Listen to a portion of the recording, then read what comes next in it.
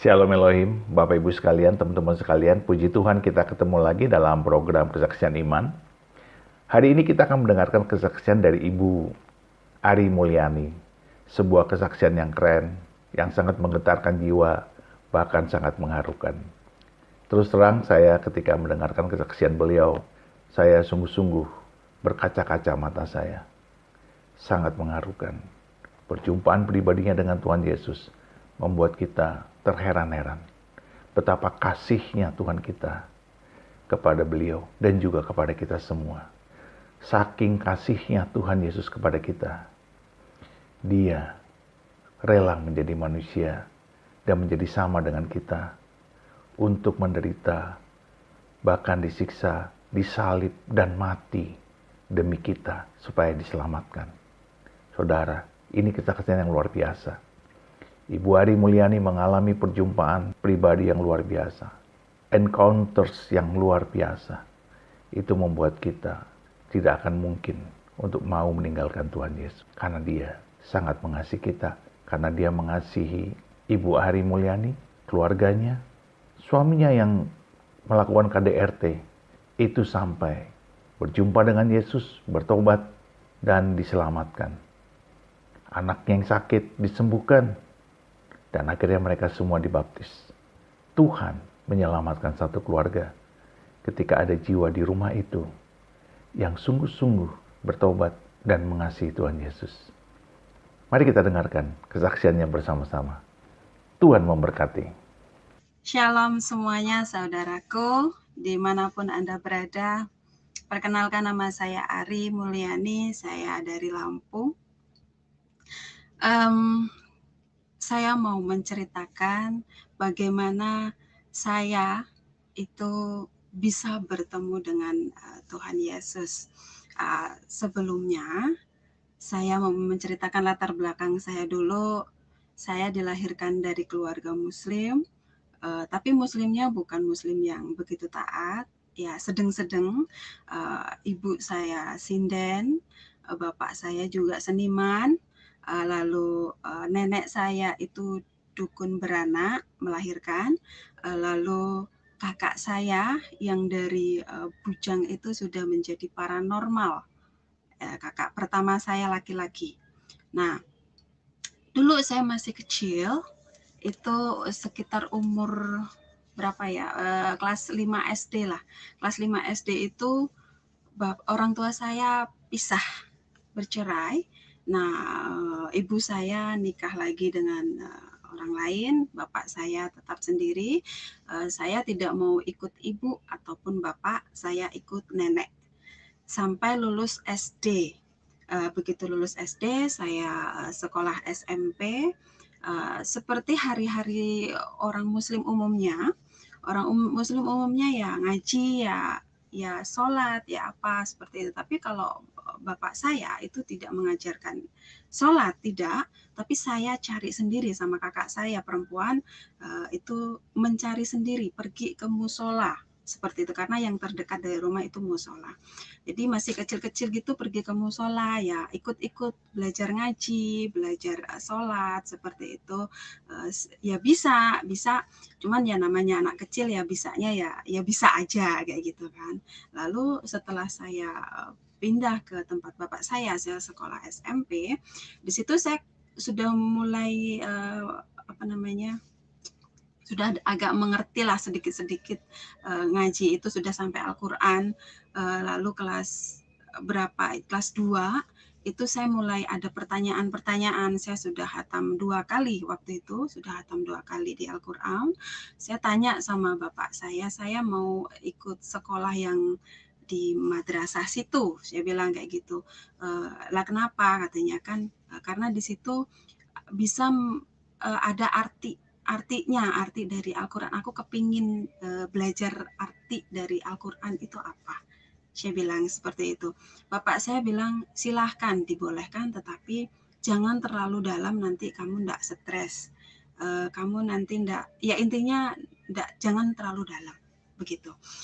Saya bilang oke. Terus saya seperti biasa, berjalan seperti biasa, pelajaran demi pelajaran saya lalui. tibalah waktu itu saya ada pertanyaan-pertanyaan yang agak mengganjal, agak kurang enak di hati lah seperti itu, tentang waktu itu dibilangnya orang nikah kalau ada masalah itu boleh bercerai seperti itu. Tetapi sebenarnya itu dibenci Allah. Begitu kan lah. Saya kan ya di situ ada pertanyaan, boleh cerai tapi dibenci Allah loh, kok iso kayak gituin, kenapa, saya bilang kan lah. Terus di situ ada bisa jawab intinya jawabannya ya, tapi nggak masuk lah, nggak enak di hati. Saya ya udahlah, oke lah, karena masih kecil.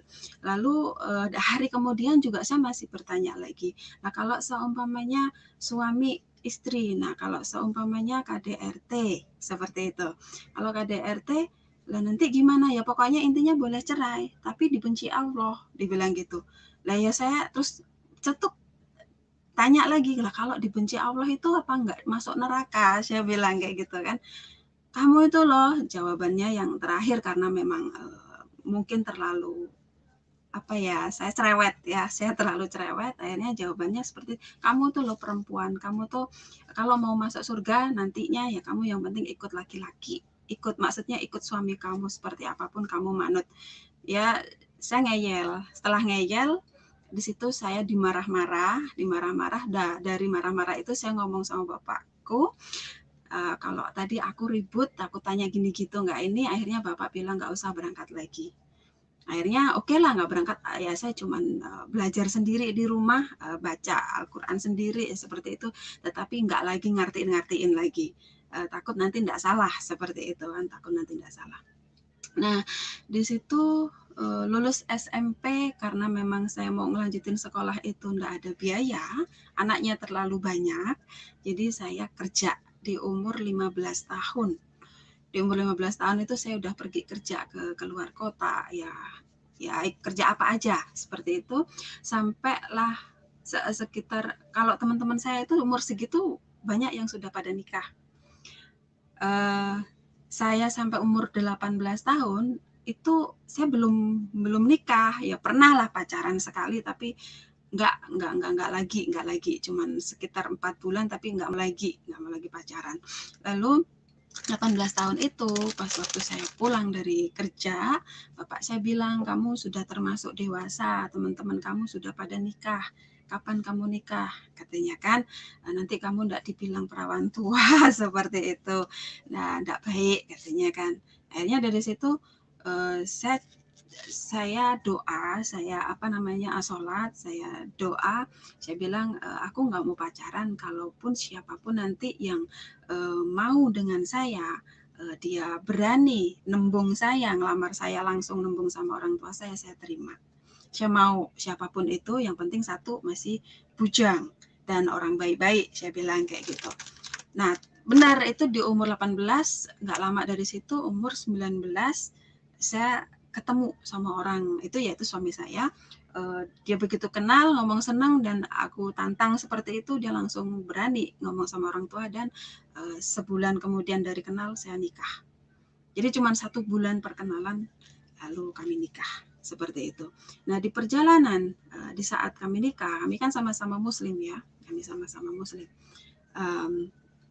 di perjalanan itu ya namanya orang nggak tanpa pacaran tuh ya kaget pastinya, ya nggak tahu sifat, latar belakang seperti apa itu belum tahu sama sekali, taunya cuman ini orang tua saya, ini kakak saya, ini adik saya, seperti itu doang. Untuk yang lain-lain sifat segala macam belum tahu.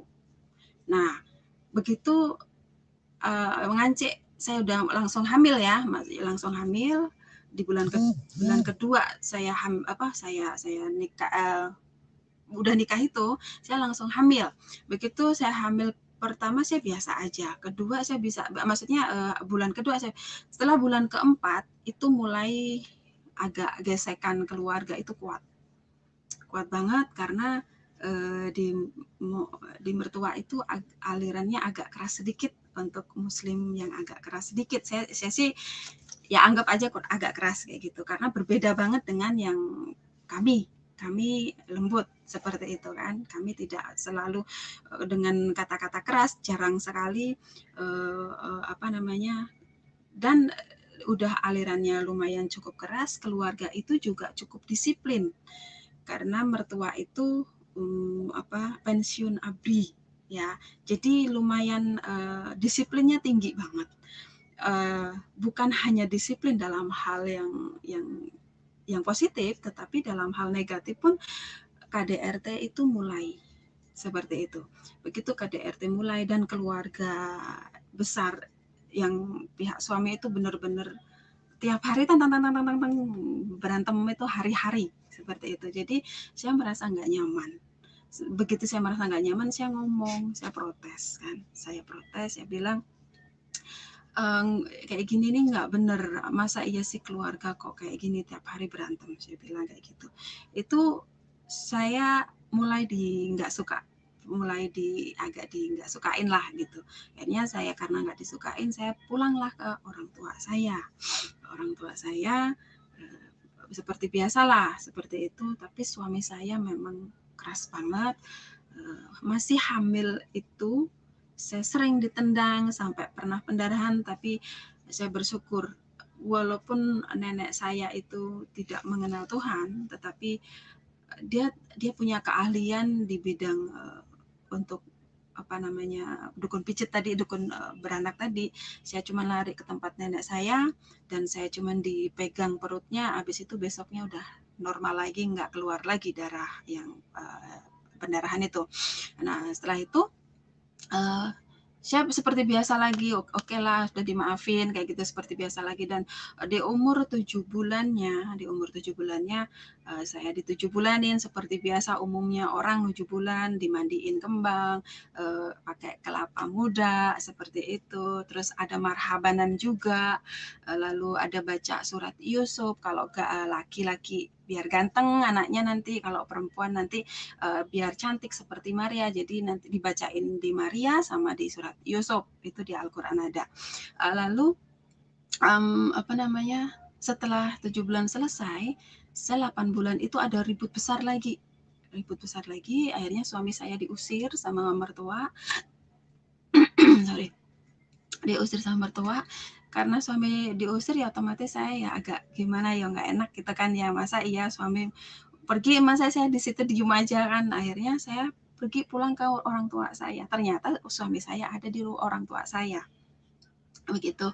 Nah, di situ mulai ada sebulan lagi, di situ udah umur 8 bulan lebih sedikit, hampir mau ngelahirin.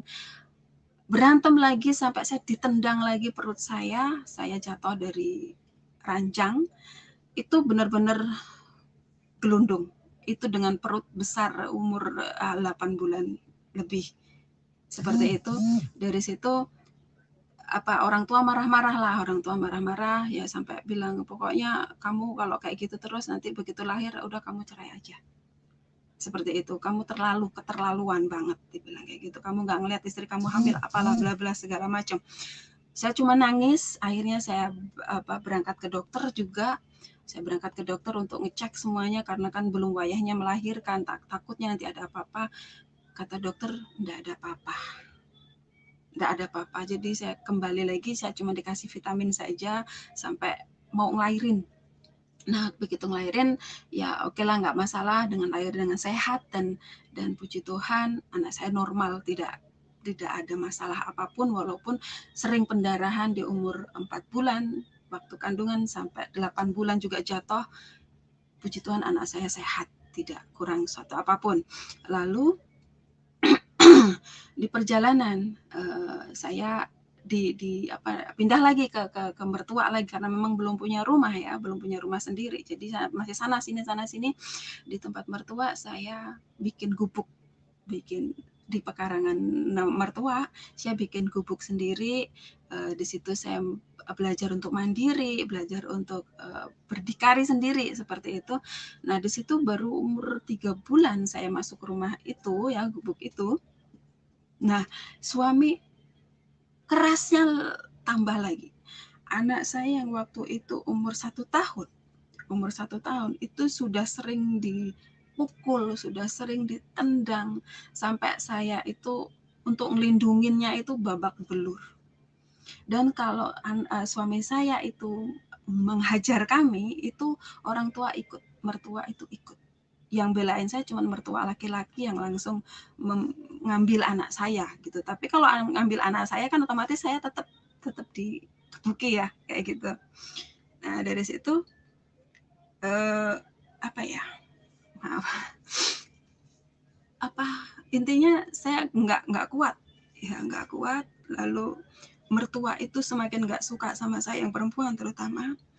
Kalau yang laki nggak ada masalah, yang perempuan semakin nggak suka karena apa-apa saya dibela sama mertua laki-laki, karena memang dilihat saya nggak pernah melawan seperti itu. Nah di situ ibu mertua semakin bikin apa ya, fitnah kayak gitu. Nah di situ saya cuma bilang kalau saya di sini terus saya nggak akan bisa berubah. Tapi aku harus gimana? Saya masih punya anak kecil yang masih butuh disusuin seperti itu karena waktu itu umur 1 tahun. Lalu ada karena memang kecilnya aku itu umur 3 tahun itu indigo ya.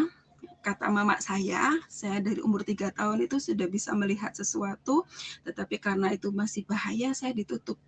Seperti itu. Kalau dukun itu bisa seperti itu, dia bisa nutup penglihatan itu. Lalu karena itu memang dari lahir, otomatis begitu saya dewasa itu bisa ngebuka lagi, bisa kebuka sendiri. Waktu itu ada sliweran kalau orang Jawa, sliweran ya, apa selalu lalu lalang kayak gitu kan di depan aku, setan entah apa, tapi itu aku lihat setan sih ya, ngomong bisikin kayak gini, kamu pergi aja dari sini, dibilang kayak gitu. Kamu tuh di sini nggak dihargain, kamu pergi aja, kamu cerai aja, katanya kayak gitu. Lah, otomatis kan saya nggak mau ya, nggak mau. Anak saya masih kecil, kamu jangan mempengaruhi saya, kamu setan, saya bilang kayak gitu. Dia ketawa, kayak gitu kan. Nah, terbang kayak gitu, ngakak.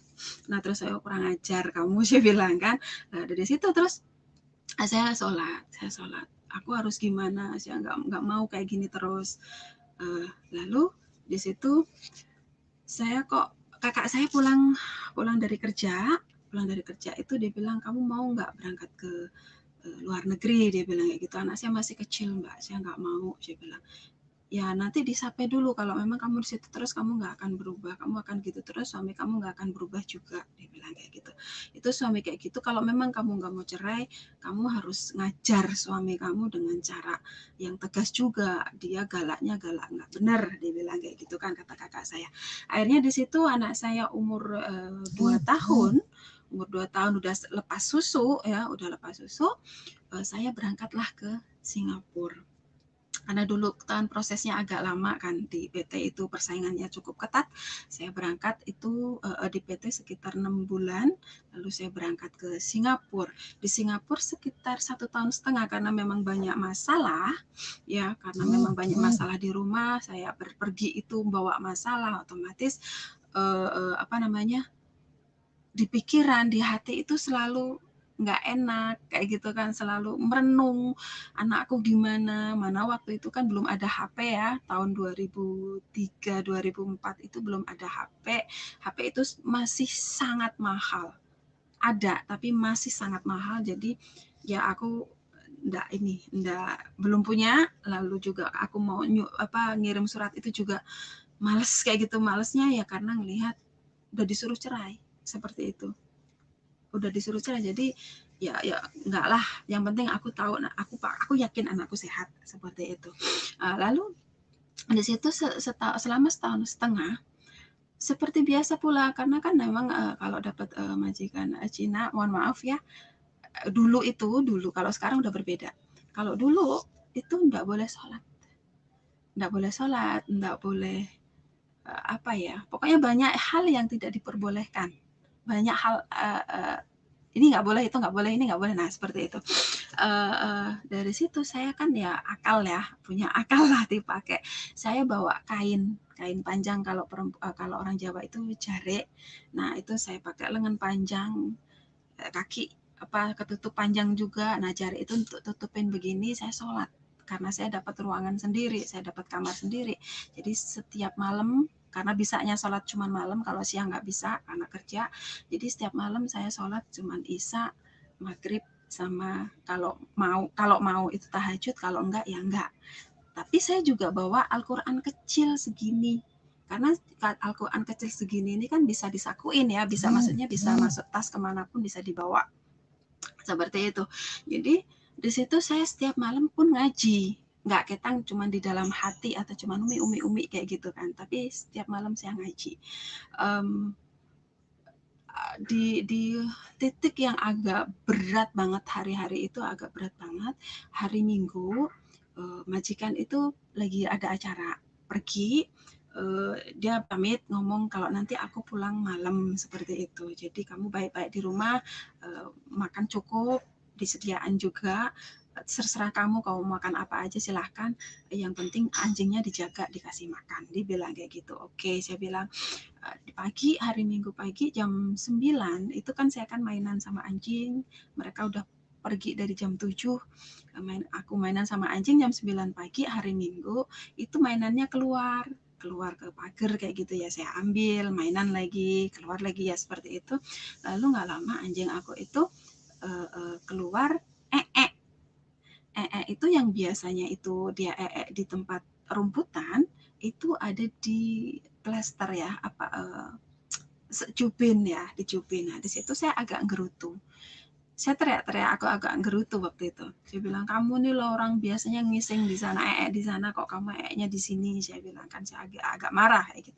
Sambil nyekatin, di situ masih nyekatin lantainya, bersihin itu nya itu, ada suara manggil saya. Dibilang, Ari, dibilang kayak gitu kan. Ih, apa itu?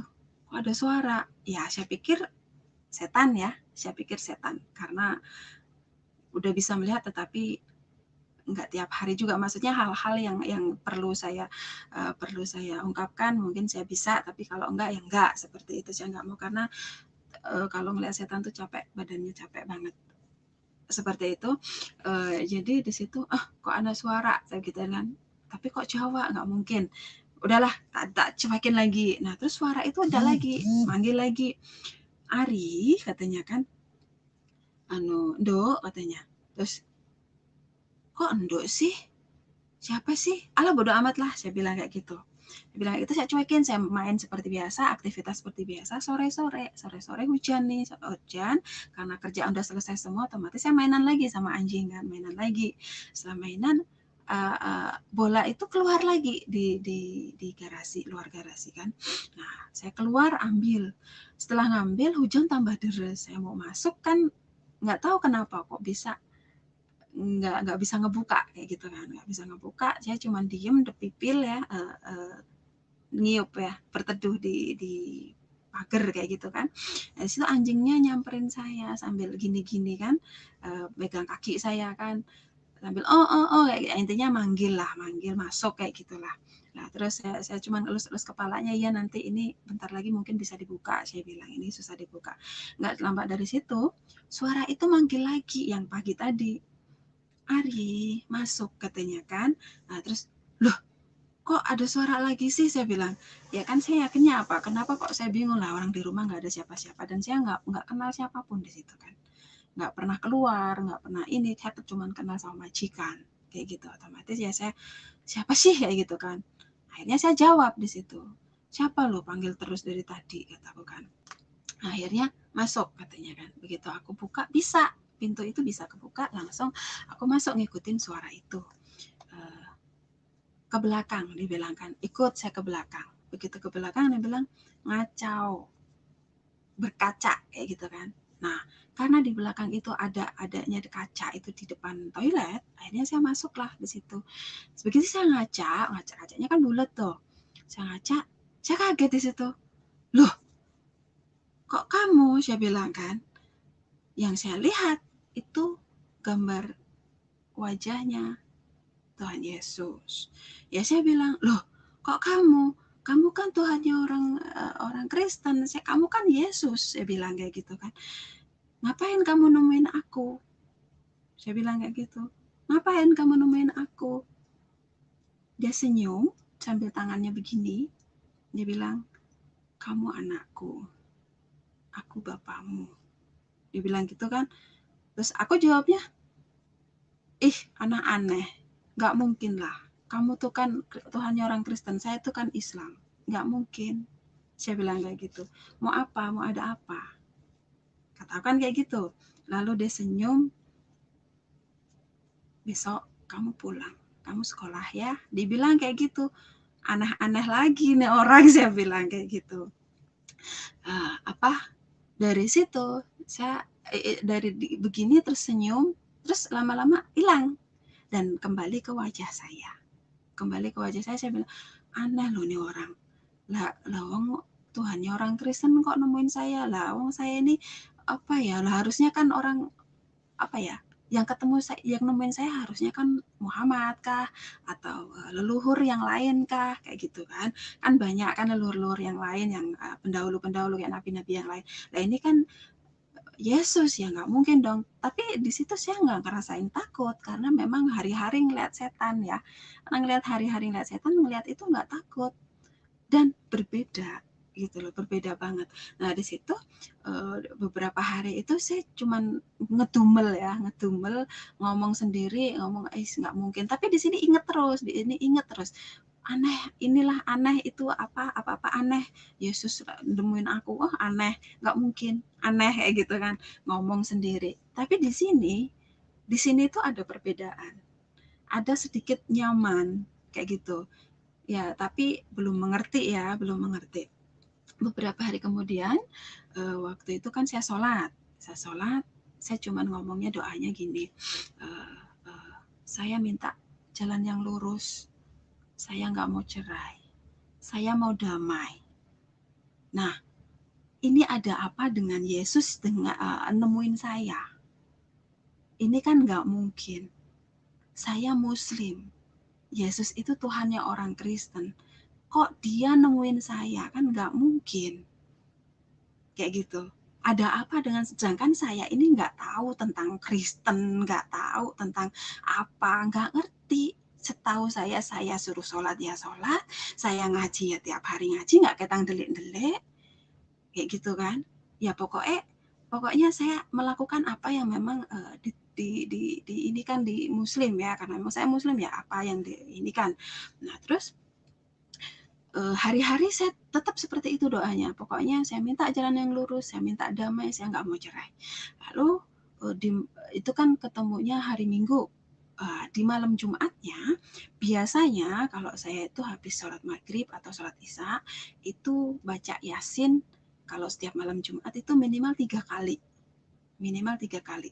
Nah di saat itu karena memang doaku kok kayaknya semakin naik lagi, semakin itu lagi yang didoakan. Lalu di situ baca Yasin itu lebih dari 3 kali, berkali-kali nggak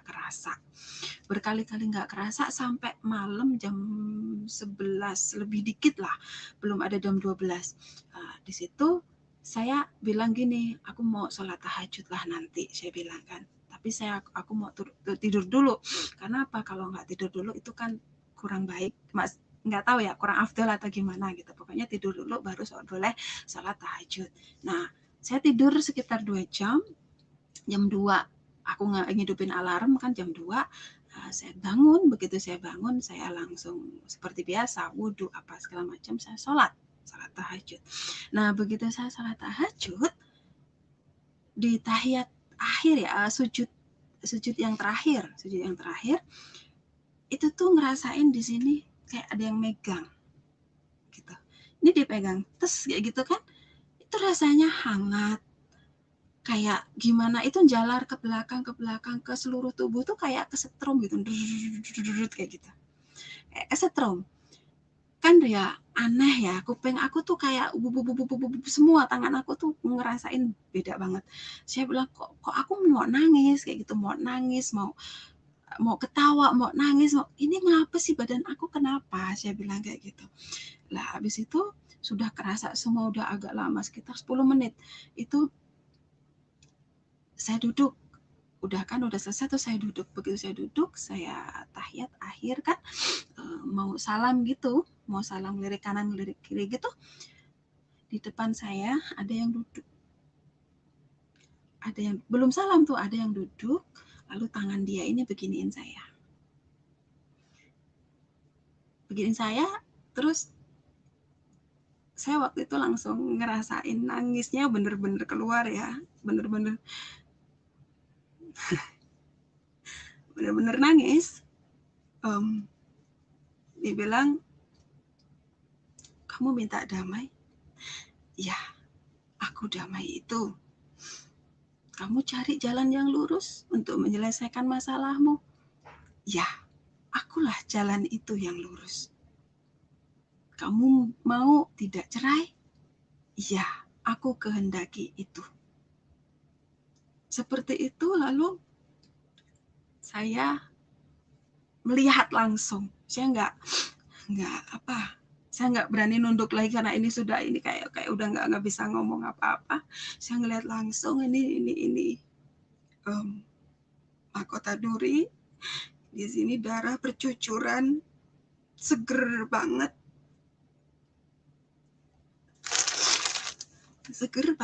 Lalu di sininya pokoknya ada darah mengalir begini, kanan kiri mengalir. Yang satu pegang tongkat kayak gitu. Tuhan Yesus,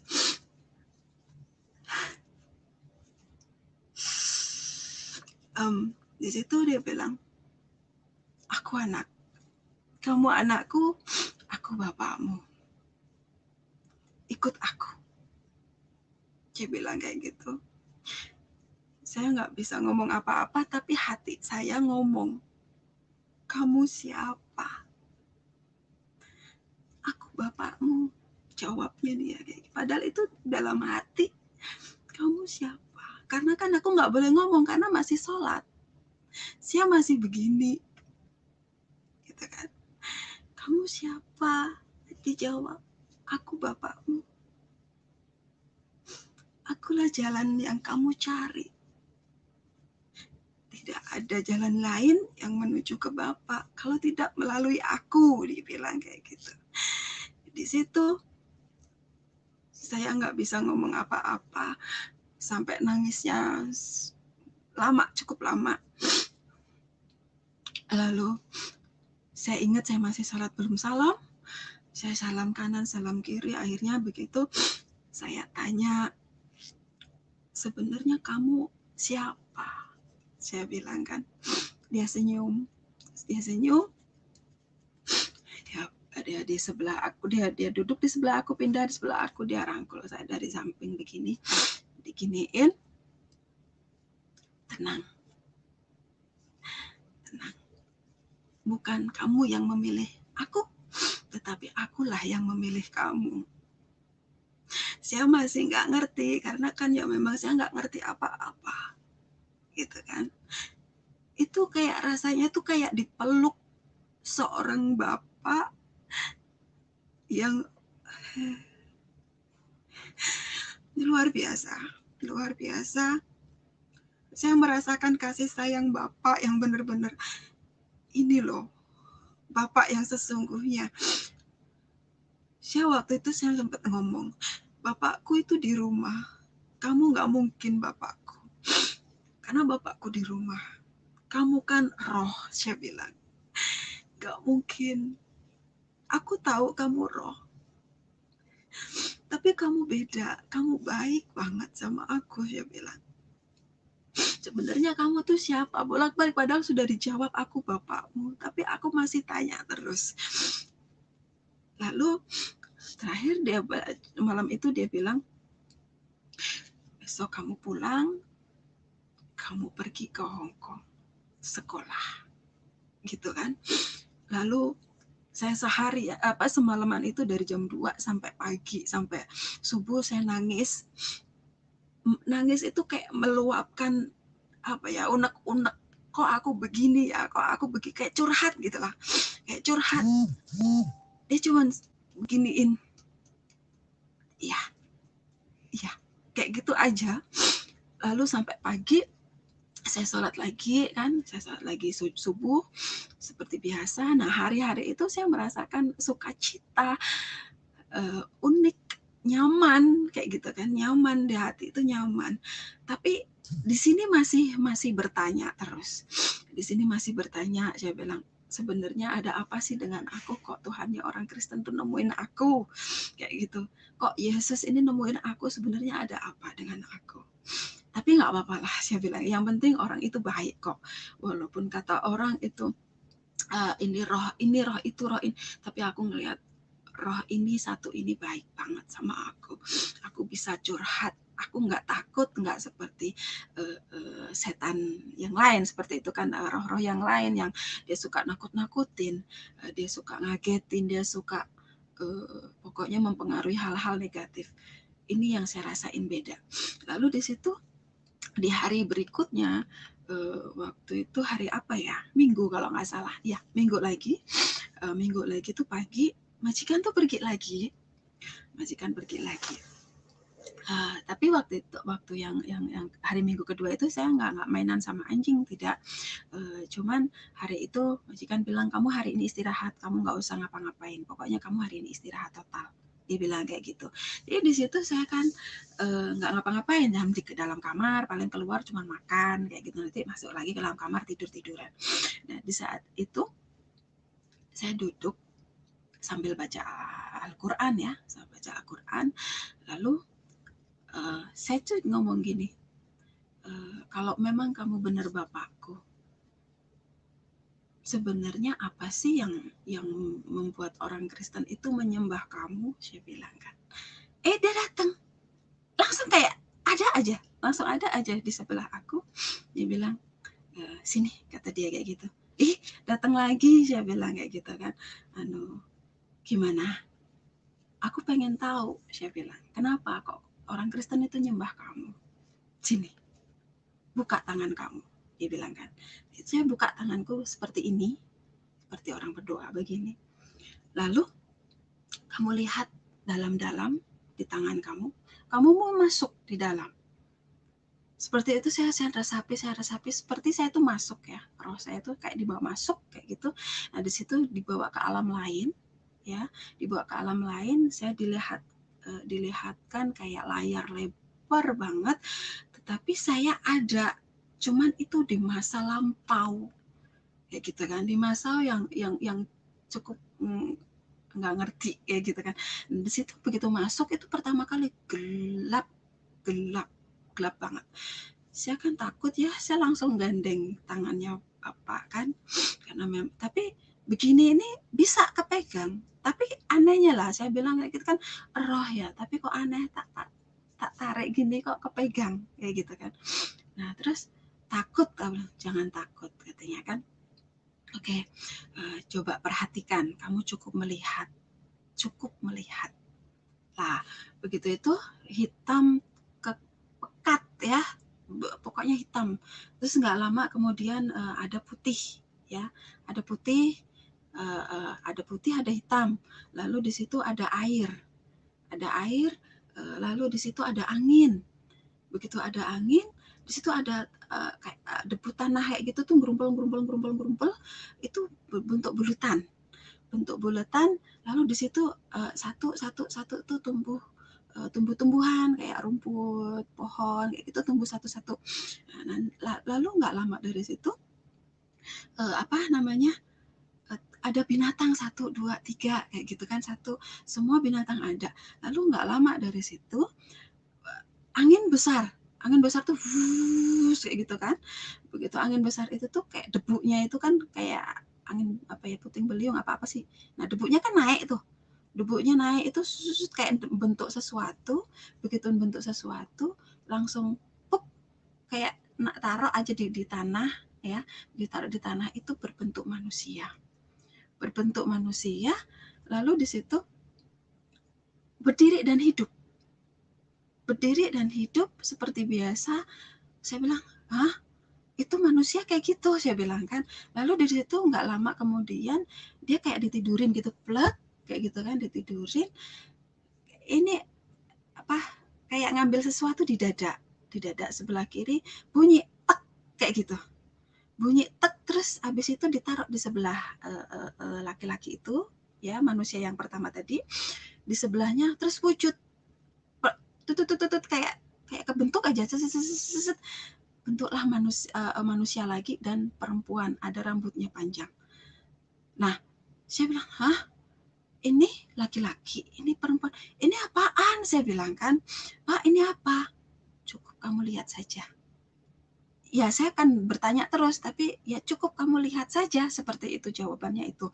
Lalu di masa itu melahirkan 1, 2, 3 banyak manusia satu berdatang, maksudnya nambah-nambah lah manusia, begitu nambah-nambah nggak lama di situ ada meja ya, kayak meja kayu kayak gitu, lalu ada hewan itu ditarik masuk ke meja itu, ditaruh di atas meja itu ada kambing domba itu dipotong terus kayak gitu kan, dipotong itu darahnya itu benar-benar seger banget kayak gitu kan, seger banget. Nah darah itu ditampung di mangkok ya, kayak di mangkok lah, anggaplah mangkok, tapi itu kayak kayak kulit kok, ada kayak kulit gitu. Nah itu dioles-olesin di pintu-pintu rumah gitu. Nah dioles-olesin di pintu-pintu rumah, lalu nggak lama dari situ beda masa lagi, ada air angin yang begitu besar, air kayak gitu kan, tinggi, gemuruh besar banget, tinggi banget. Nah dari situ kayak mau ngenain ke aku, tapi aku nggak kena kayak gitu kan, ngenain aku, gulung aku gitu, tapi aku nggak kena. Nah setelah itu muncul dari jauh itu tuh kapal besar banget, kapal besar. Di situ ada masuk binatang, ada manusia juga beberapa orang, nggak banyak, tapi binatang itu lengkap. Lalu ada tumbuh-tumbuhan itu nggak banyak, kalau tumbuh-tumbuhan beberapa kayak gitu kan. Di situ nggak lama terus berbeda lagi kan, berbeda masa, ada lagi aku melihat laki-laki dan perempuan. Perempuannya ini sedang hamil itu naik binatang berkaki 4, saya nggak tahu itu binatang apa. Naik di situ, lalu dia ketok-ketok pintu beberapa rumah gitu, kayaknya nggak dikasih apa, nggak ngerti, pokoknya ketok-ketok itu keluar lagi, ketok-ketok keluar lagi. Lalu nggak lama itu ada di rumah kecil, apa ya, kayak gubuk gitulah, kayak gubuk itu. Dia masuk di situ dan melahirkan di situ. Nah di situ saya melihat, loh Pak, itu perempuan lahirin di situ, kasihan banget, saya bilang kan. Saya kasihan banget ngelihatnya. Begitu saya ngeliat kasihan banget, itu kasihan, tolongin lah, saya bilang kayak gitu. Dia cuma bilang lagi, lihat saja. Begitu kan. Ya tapi di sini nih kan bingung ya, pokoknya saya teriak. Nah terus nggak lama itu ada bintang kayak naik gitu, cus gitu kan, di atas itu terang banget bintang itu. Nah di situ terus beda masa lagi, kejadian demi kejadian banyak banget, apa namanya, bumi itu hancur ya, banyak kerusakan di mana-mana, banyak manusia dibunuh, banyak orang jahat, ada juga orang baik. Lalu ada lagi muncul beberapa orang jahat yang benar-benar bengis banget, dia bawa pedang luar biasa. Beberapa orang itu luar biasa, ngeri banget aku ngelihatnya. Lalu ada muncul lagi satu orang, dia enak, orangnya baik kayak gitu kan, orangnya baik banget, dan aku ngelihatnya itu penuh dengan kebaikan lah kayak gitu.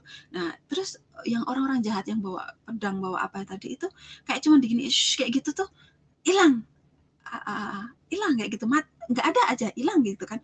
Nah terus yang baik ini ada di situ, ada sampai beberapa masalah kayak gitu kan. Lalu berganti masa lagi, itu bumi gundul, bumi nggak ada apa-apa lagi, hancur. Setelah itu muncul di laut itu kayak binatang-binatang yang aneh, kayak kepalanya manusia tapi badannya binatang, nanti badannya manusia, nanti kepalanya binatang, ada yang seperti itu beberapa, dan itu besar sekali. Nah sampai Sampai situ saya langsung ditutup mata saya, diginiin lagi, cukup, nanti kamu pergi ke Hong Kong, kamu belajar. Kamu akan mengetahui apa yang sudah kamu ketahui saat ini, nanti kamu belajar di sana. Dia bilang kayak gitu. Lalu di situ saya dibawa kembali ke badan saya lagi. Saya masih seperti ini. Saya langsung amin gitu kan, amin.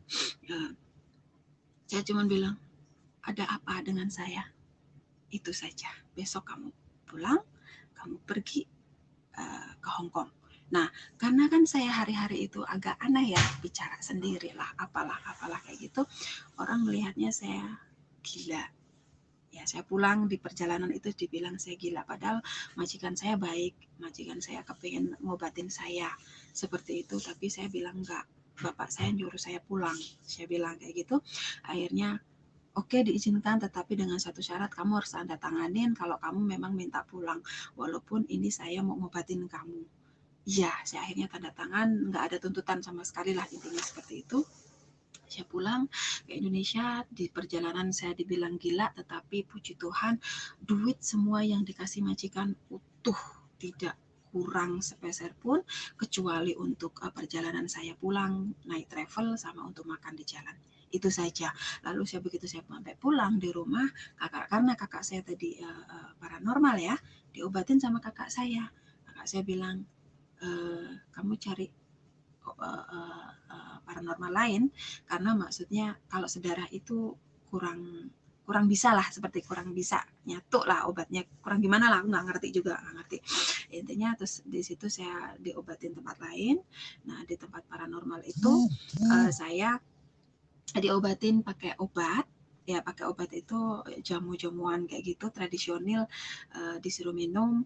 Lalu direfleksi juga, direfleksi itu saya menemukan, bukan saya tapi yang merefleksi saya itu menemukan sesuatu di sini, katanya kurang baik, ada sesuatu di sini sarafnya yang kurang baik. Akhirnya di situ dibenerin. Setelah itu 3 bulan proses penyembuhan saya itu 3 bulan, saya dinyatakan sembuh. Begitu saya dinyatakan sembuh, bapak ngomong lagi, ayo sekarang waktunya kamu berangkat ke Hong Kong. Seperti itu. Saya berangkat lagi. Akhirnya saya berangkat lagi. Saya udah ketemu sama anak juga, tapi waktu itu sudah bilang, kalau mau cerai ataupun tidak, nanti saya nggak mau mikirin itu. Saya pokoknya mikirin saya dan masa depan anak, biar aku nggak mau lah, intinya saya nggak mau cerai, tapi nggak tahu nanti. Itu masih gantung. Nah, saya berangkat ke Hong Kong, ke Hong Kong di PT sekitar 3 bulanan.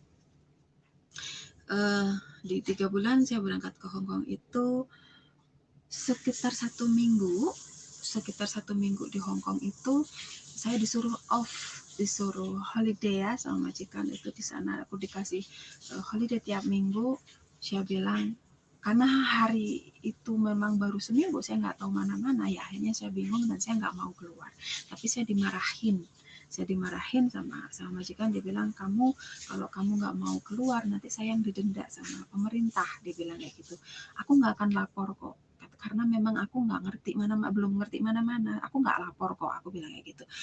Satu, saya belum punya uang. Yang kedua, saya belum tahu mana-mana. Akhirnya karena dia bilang belum punya uang, dia kasih uang saya $100 waktu itu, $100 Hong Kong. Kamu kalau mau keluar ini kamu pakai, katanya kayak gitu. Akhirnya saya bilang persetujuan, hari ini saya nggak keluar, tapi minggu depan oke, saya keluar.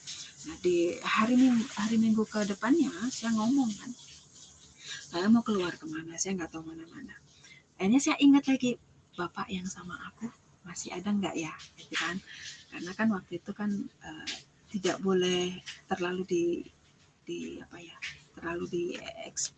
dikeluarkan lah, kalau ada apa-apa cuma ngomong di dalam hati kayak gitu kan. Akhirnya di situ karena saya saking bingungnya, saya masuk kamar, saya cuma mau, bapak masih ada nggak sama aku, saya bilang kayak gitu kan. Masih ada sama aku nggak, kayak gitu kan. Ada aja, langsung ada aja. Dia bilang, ada apa? Dia bilang, saya mau keluar tapi saya nggak tahu mana-mana. Iya, keluar sama bapak. Nah, di situ beneran ya, besok keluar sama bapak. Dia bilang kan, karena sudah ngomong kan ya, udah janjian kan kayak gitu, udah janjian. Akhirnya pagi jam 8 saya keluar, bapak itu sudah nunggu di depan pintu, udah nunggu. Dia bilang, "Ayo," katanya kan, "Bapak, tapi aku ragu nanti aku kalau kesasar gimana?" Kata dia kayak gitu kan, senyum kan. Terus saya bilang, enggak deh, enggak, aku yakin kok waktu itu aku dibawa dari Singapura enggak kesasar, sampai sini pun saya enggak kesasar, pasti aku nanti juga enggak akan kesasar, saya yakin." Saya bilang kayak gitu. Lalu di situ, "Nanti saya berjalan di depanmu," dibilang kan, "kamu ngikutin aku dari belakang ya." "Iya," kataku kan, saya ngikutin. Jadi dia kemana aku ngikutin aja, belok kemana saya ikutin. Nah, giliran udah mau nyampe di MRT, nah di situ dia bilang, "Nanti kamu ketemu anak Filipin, kamu ikutin apa kata dia." Dibilang kayak gitu. "Oh iya." Beneran di situ ketemu anak Filipin. Begitu ketemu anak Filipin, nanya-nanya karena memang di situ tempat terkenal ya, normalnya namanya tempat holiday, terkenalnya di Kos Bibi begitu kan. Saya ngomong, "Kalau mau ke Kos Bibi gimana Mbak?" Saya bilang kan sama anak Filipin itu. Dia bilang diajarin sama dia gimana caranya masuk ke MRT, gimana caranya beli kartunya, diajarin sama dia ini gini. Terus, "Kamu mau kemana?" "Saya mau ke ini," kata dia mau ke gereja. Terus saya bilang, "Oh ya udah, searah kok, tapi nggak apa-apa, kamu nanti tak kasih tahu," dia bilang kayak gitu. "Iya," saya bilang kayak gitu kan. Masih mau masuk ke MRT-nya, udah naik ke keretanya itu, saya dikasih tahu lagi, "Nanti kamu ketemu perempuan, kulitnya begini, kulitnya ya kita nggak ngejat warna ya, kita cerita apa adanya. Jadi kulitnya gelap, rambutnya keriting, orangnya tingginya segini, badannya agak sekel," dia bilang gitu kan. "Nah itu kamu nanti ikut dia," dibilang kayak gitu. Saya bilang, "Ya Bapak mah," kataku kan, "aku suruh ikut orang lagi," saya bilang kan. "Dia anakku, nggak usah takut," dia bilang kayak gitu. "Dia anakku, kamu nggak usah takut, ikut dia." Oke, saya bilang kayak gitu. Nah sepanjang jalan saya nggak ngerasa nggak ngerasa ngelihat orang itu.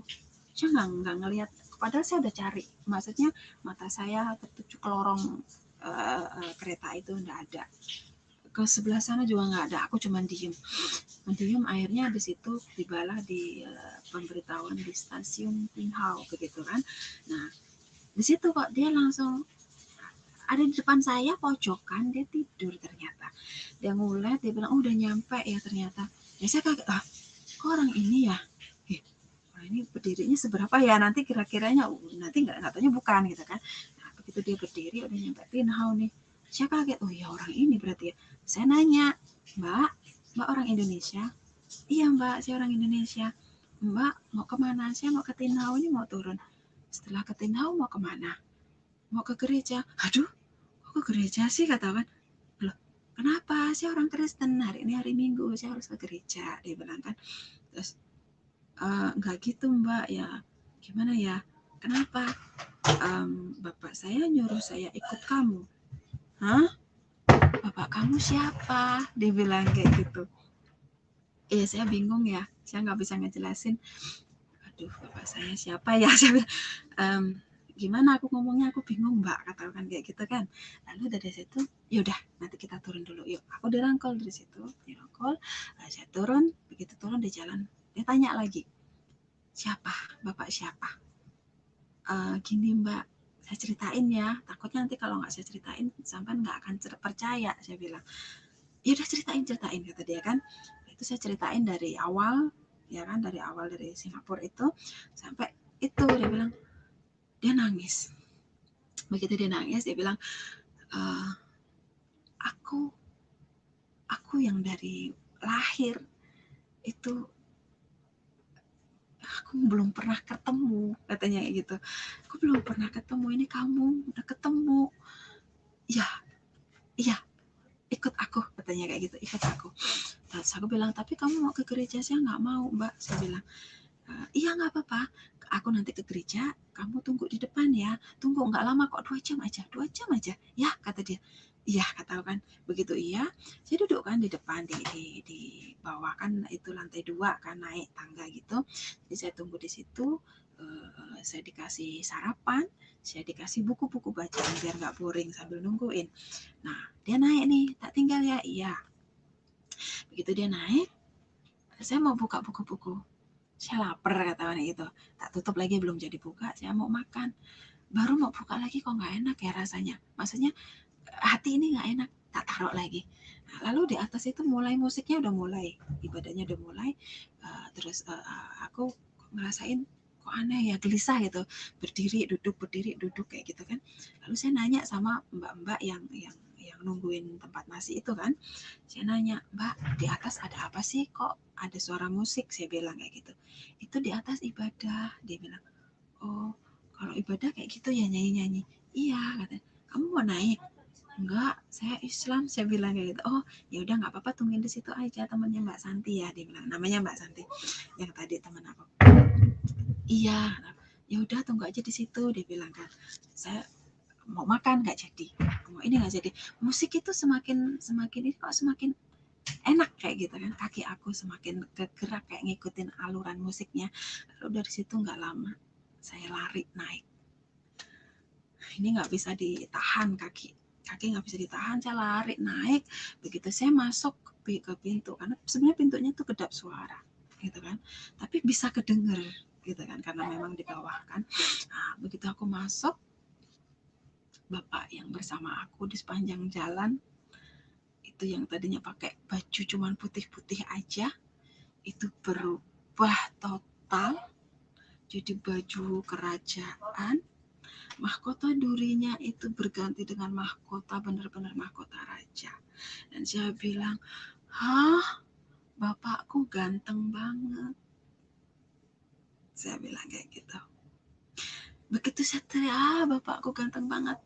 Kanan kiri mbak-mbak yang asar, kalau kita bilang sekarang asar ya, dia langsung negor saya, "Mbak lihat apa?" "Itu," saya bilang, "saya lihat itu bapakku. Bapakku ganteng banget." "Siapa? Di situ nggak ada siapa-siapa, Mbak." Itu bapakku, itu tuh Tuhanmu. Itu Tuhanmu, Tuhan orang Kristen, itu Yesus. Itu bapakku, saya bilang. Dari situ saya kakiku lemes kayak ngedrop kayak gitu kan. Begitu kayak apa ya? Nggak kuat apa-apalah. Nggak kuat. Saya sujud ya. Tanpa terasa ini ngalir nangis.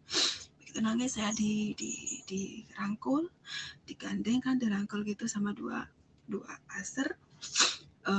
Saya dibawa di tempat duduk, Mbak Santi langsung bilang, "Sini itu kawanku," katanya. Gitu saya duduk di sebelahnya, saya pun nggak bisa duduk di kursi, saya deprok di bawah di lantai sampai nangis dari awal sampai akhir ya. Nah di situ gak lama ada pendetanya masuk untuk khotbah. Yang saya lihat bukan pendeta, tapi yang saya lihat Tuhan Yesus itu sendiri yang naik ke mimbar. Di situ dibilang, "Aku bapakmu, kamu anakku, aku mengasihimu. Bukan kamu yang memilih aku, tapi akulah yang memilih kamu. Tidak ada jalan lain, hanya aku jalan itu untuk menuju ke Bapa." Seperti itu. Di situ saya nggak bisa ngomong apa-apa. Saya cuma sepanjang itu nangis. Saya nangis. Ibadah selesai. Pokoknya banyak perumpamaan, banyak yang dikatakan. Tapi yang di sini nih terngiang banget itu.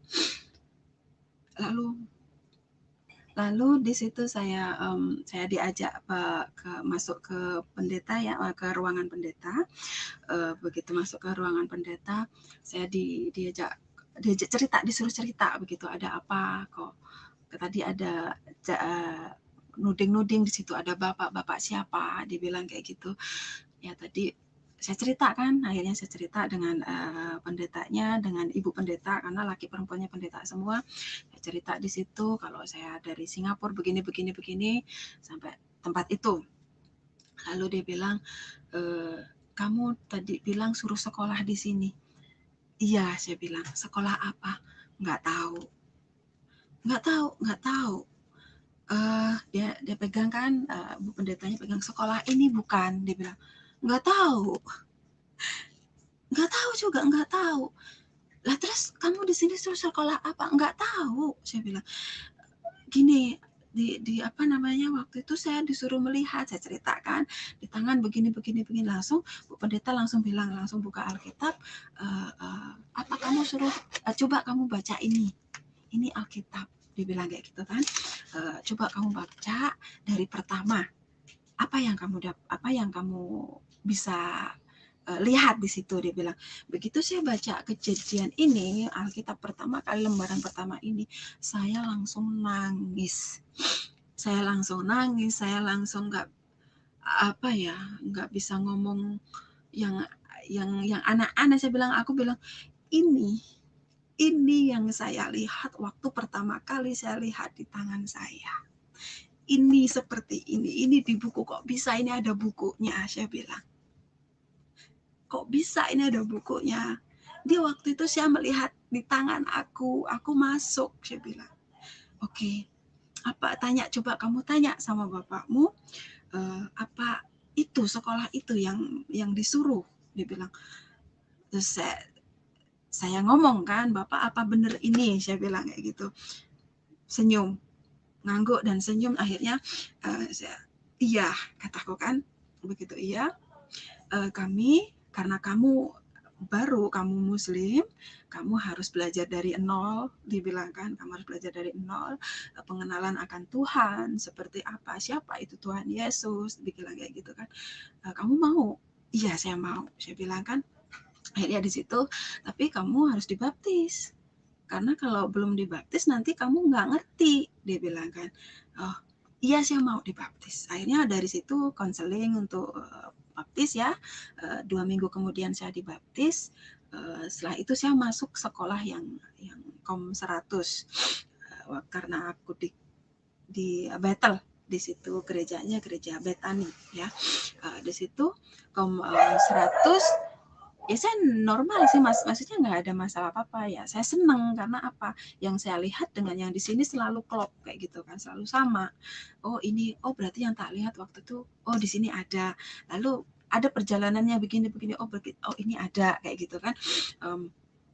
Setelah itu tibalah di pengajaran tentang pernikahan. Pelajaran tentang pernikahan di situ awal mula dibilang, apa yang dipersatukan Allah tidak boleh diceraikan manusia, begitu kan. Lalu di situ saya kan ya kayak, gimana ya, kok lah saya ini korban, maksudnya orang tua saya cerai, bapak saya itu nikah dengan mama saya itu juga sebelumnya udah nikah kan, udah punya anak dan nikah sama ibu saya punya, berarti saya ini apa, saya bilang kan. Lah katanya kalau berbeda itu namanya zina kayak gitu kan. Lah, saya hasil zina. Lah terus tanya lagi, nah terus suami saya juga begitu. Suami saya itu ibunya itu istri yang ke terakhir kayak gitu kan, banyak istrinya juga. Lah suami saya juga hasil zina. Lah terus gimana, saya bilang. Akhirnya di situ diajarin banyak. Di situ saya bilang, lalu gimana caranya supaya kami ini tidak bercerai, karena memang saya nggak mau bercerai, tetapi saya juga mau hidup saya benar. Saya nggak mau hidup seperti dulu, dibayang-bayangi dengan masa lalu yang dikit-dikit talak, dikit-dikit cerai, dikit-dikit talak, dikit-dikit cerai, gitu kan. Akhirnya di situ konseling lagi, di situ pelepasan ya, banyak hal-hal yang memang ini dilepasin. Lalu ditanya lagi, kamu mau bagaimana dengan keluarga kamu? Aku nggak mau cerai. Kalau nggak mau cerai, ayo kita doa puasa. Apa maumu untuk suami dan anak kamu? Aku maunya Tuhan Yesus nemuin suami aku dan anakku secara pribadi, karena aku nggak bisa nginjilin, aku nggak bisa cerita gitu kan, karena aku baru kenal, baru tahu ini, aku nggak bisa ngomong kayak gitu kan. Di situ iya, ayo kita doa puasa. Di situ kita doa puasa dibantu beberapa Bapak pendeta, Ibu pendeta juga ikut doa puasa, dan pengerja-pengerja ikut doa puasa, bantuin 3 bulan. 3 bulan itu saya telepon. Di situ saya udah mulai punya handphone. Saya ngubungin suami. Ternyata suamiku bilang kalau ditemuin Tuhan secara pribadi, dan anakku juga. Waktu itu anakku sakit, umur 5 tahun sekitar 5 tahun itu ditemuin Tuhan secara pribadi dan sembuh, anakku disembuhkan. Lalu dibilangnya Tuhan Yesus yang nyembuhin aku, dibilang kayak gitu. Dari situ nggak lama suamiku dibaptis, dan waktu 2008 aku pulang, itu anakku dibaptis. Puji Tuhan, puji Tuhan, puji Tuhan, kesaksian yang luar biasa, yang sangat mengharukan dan menggetarkan jiwa kita. Mari Bapak Ibu sekalian, kita terus mengasihi Tuhan dan mengasihi sesama kita dengan tidak jemu-jemu, dengan sungguh-sungguh, dengan semakin kuat, dan kita semakin hari, semakin giat berdoa, semakin giat melakukan pelayanan, semakin giat menjangkau jiwa-jiwa. Teruslah bersaksi, teruslah menginjil. Mari Bapak Ibu sekalian, yuk, seperti Tuhan telah mengasihi kita, mari kita juga mengasihi mereka yang terhilang. Mungkin orang lain tidak peduli, tapi mungkin kita yang harus peduli. Itulah saatnya kita menunjukkan kasih Tuhan kepada sesama kita. Kita mungkin bisa melakukan diakonia, tetapi kita juga bisa berdoa, atau kita bisa bersaksi. Oleh karena itu, teruslah berdoa, teruslah bersaksi, teruslah berbuat baik. Tuhan beserta kita, mengasihi kita, dan selama-lamanya Dia pasti memberkati kita. Di dalam nama Bapa dan Anak dan Roh Kudus, Tuhan beserta kita semua. Haleluya, haleluya. Amin, amin, amin, amin, amin.